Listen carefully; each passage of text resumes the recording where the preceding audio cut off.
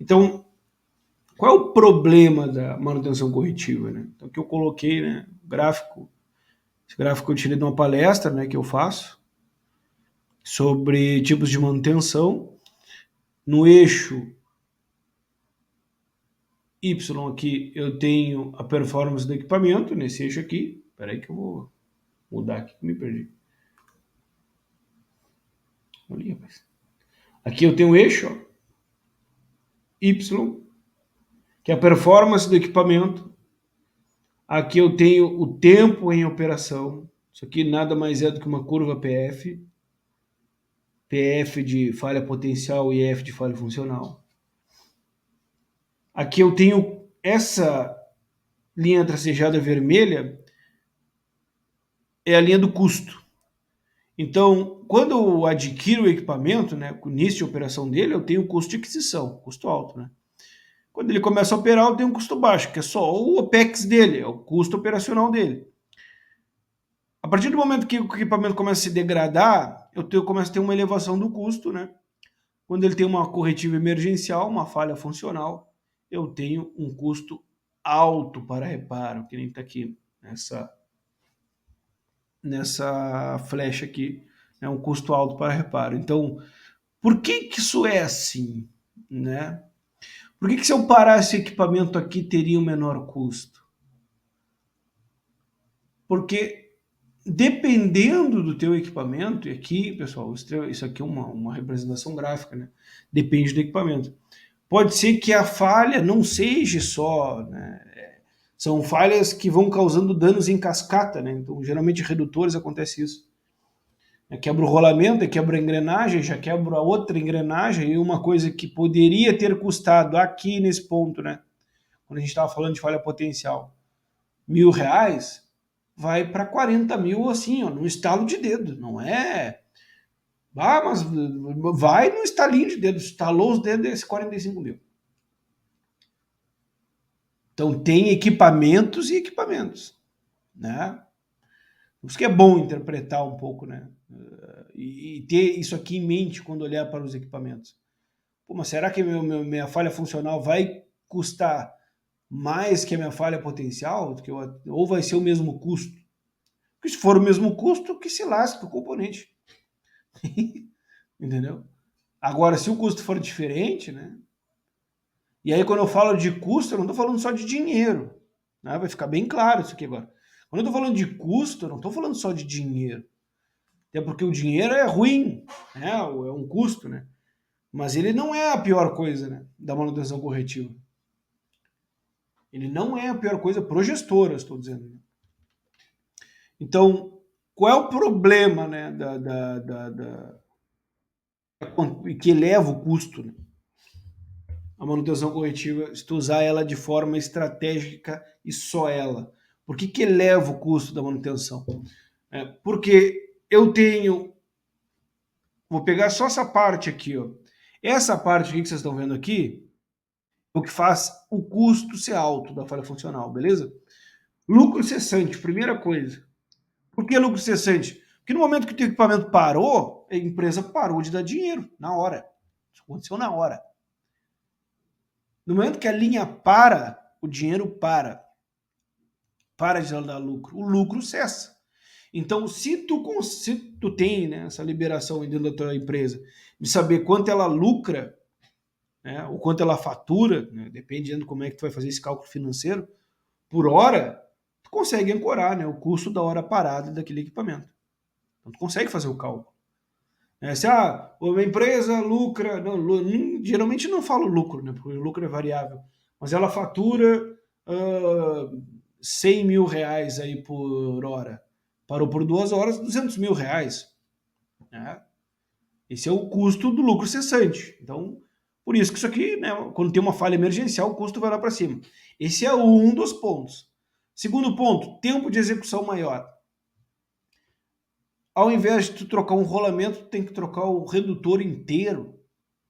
Ao invés de tu trocar, sei lá, o rolamento do motor, tu tem que trocar o motor inteiro, porque queimou o motor. Porque quebrou o rolamento, tocou o induzido no indutor, queimou, foi pro caramba. Você vai ter que trocar todo o motor. Aí uma coisa que ia levar 3 horas, leva 17. Na área industrial, levar 17 horas para dar uma manutenção, mas é barbado depois. Só tu fazer é só acontecer um problema desses, ferrou, velho. Ferrou. Então tem equipamentos que tu não pode nem pensar em fazer manutenção corretiva emergencial nele. Tu tem que simplesmente trabalhar com técnicas preditivas, técnicas de manutenção preventiva e inspeção forte para te não chegar nesse ponto, né?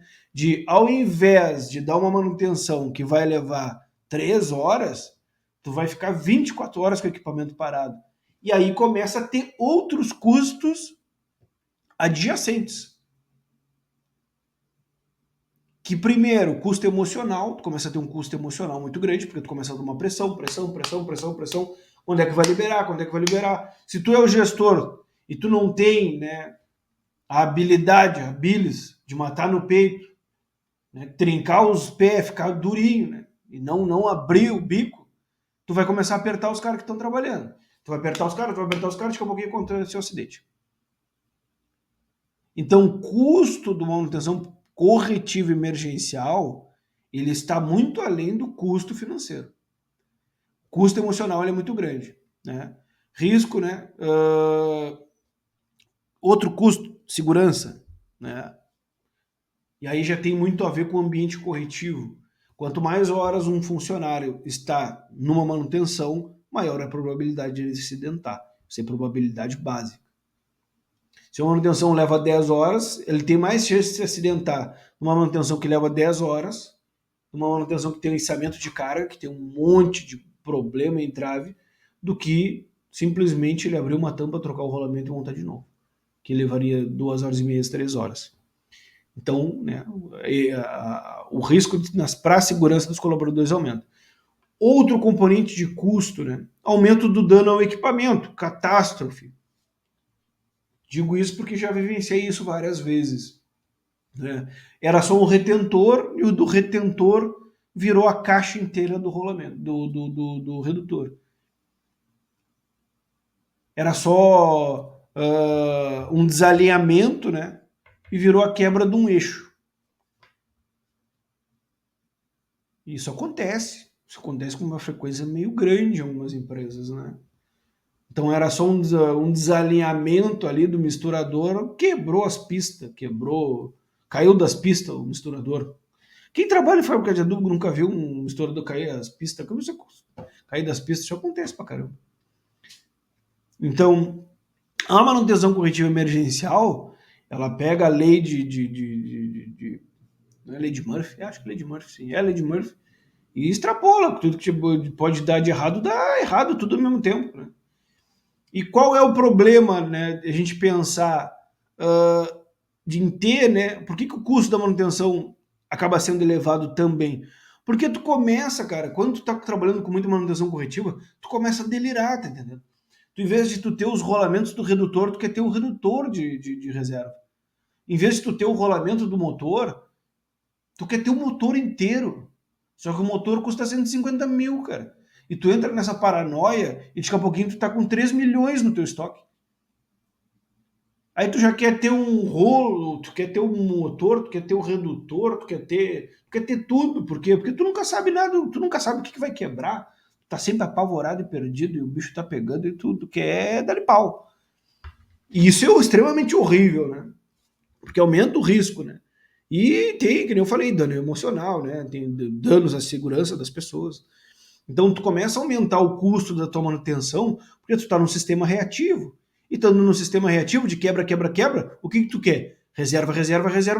Tem que ter peça reserva. Só que aí tu já não tem mais peça reserva, tu já tem equipamento reserva, tu já tem tudo reserva. E teu estoque vira estratosférico. E qual é o problema do estoque estratosférico? É que é capital imobilizado. Excesso de bypass. Botei aqui embaixo, aqui, ó. Capital imobilizado. O que é capital imobilizado? Capital imobilizado, eu ia dar um exemplo, esse exemplo vai ser meio ruim. Capital imobilizado é o carro que tu tem e tu precisa de dinheiro e tu não tem, porque o dinheiro tá ali no carro. Capital imobilizado é a casa na praia que tu comprou, que custou 100 mil, E tá lá em forma de casa, aquele 100 mil, aí tu precisa de 10 mil, tu não tem, mas tá lá, tá imobilizado.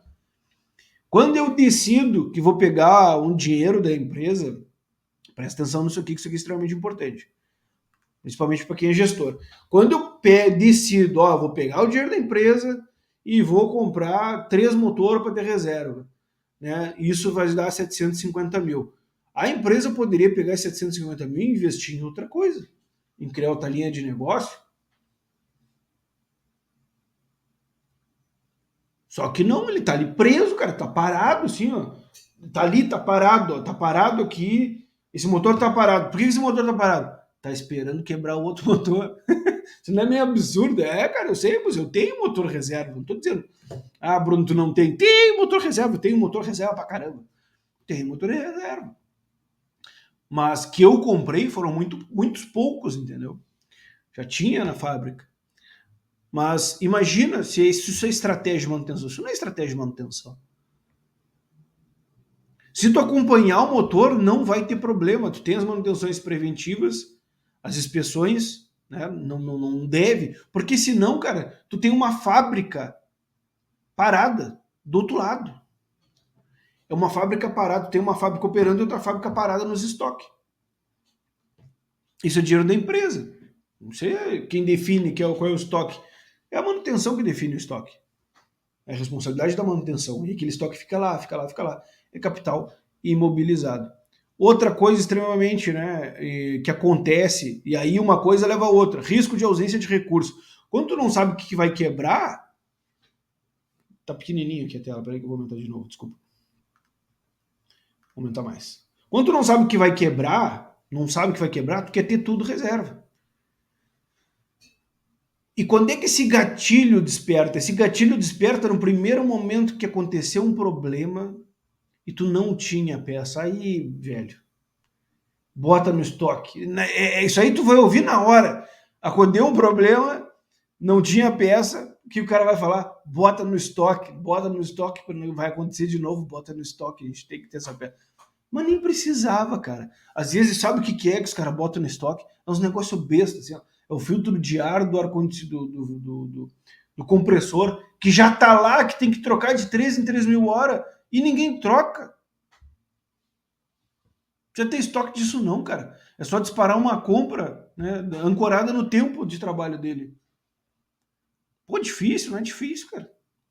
Claro, tô dando um exemplo fácil também, né? Então, quando isso acontece, aí que a gente começa a se quebrar. Porque aí que os estoques vão aumentando e o custo da manutenção vai aumentando. Aí tu vai ficando perdido, cara. A grande maioria dos gestores de manutenção no Brasil estão meio perdidos. Essa é a realidade, entendeu? Olha aí, quase caiu hoje a transmissão. Pessoal, se ficar sem som aí, me avisa aí. Eu vou falando que me perco. E o cara fica perdido, entendeu? Então isso atrapalha demais. Bom, vamos evoluir aqui. Eu ver se faltou alguma coisa. Acho que não faltou nada aqui. A falha é imprevisível e sua gravidade também, aqui, ó. Extremamente importante. E como estratégia única, leva a uma aceleração da degradação dos ativos. Né? Como se eu tiver a manutenção corretiva como estratégia única, eu vou ter uma aceleração da degradação dos ativos. Quais são os ativos? As máquinas, os equipamentos, né? Os componentes.